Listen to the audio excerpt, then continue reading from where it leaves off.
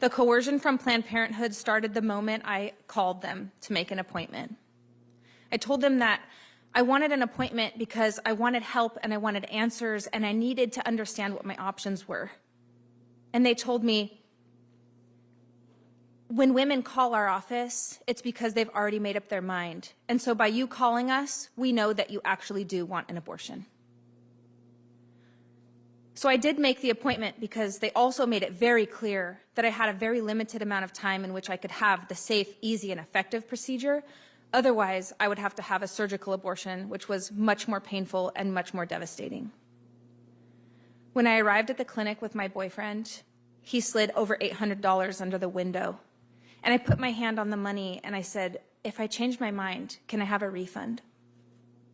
And they told me, you can have a refund for whatever portion of your appointment you do not actually receive. So the moment you go into the office, you'll pay for that. The moment the doctor comes in, you'll pay for her. The moment you have an ultrasound, you'll pay for that. And if at the very end you decide that you don't want to go through with it, I guess we can give you a couple of dollars back.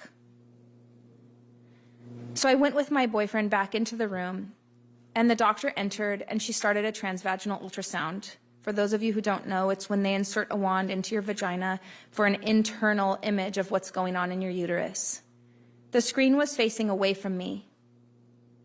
After a few minutes, I asked if I could see my ultrasound. And the doctor said, "Oh, that's not our policy." I insisted and I said, "I need to see my ultrasound, please." So, now becoming a little bit agitated, she turned the screen around so that I could see it. The wand was moving inside my body, but nothing on the screen was moving. I've had 4 living children since then, and I've had many ultrasounds because I've had complications, and when the wand is moving, the picture should be moving. What she showed me was a still shot or a print screen of my own ultrasound. And using that as a weapon, she said to me, "I'm so sorry to tell you, your baby doesn't have a heartbeat, your baby's not viable, you're miscarrying anyway, you're not doing anything wrong by taking this medication." And my boyfriend said, "Oh, thank God," and collapsed over my chest in thanksgiving. I was so terrified because I felt like I had no one in my corner. No one was supporting me. I came to Planned Parenthood for help and support, and instead they began to coerce the chemical abortion pill. But I still couldn't take it. Finally, the doctor, now angry, said, "I have patients behind you, and I need to get back to them, and I'm missing my appointments, so go and wait in my office." So I went to her office and in tears begged my boyfriend to help me leave and cried for over 45 minutes.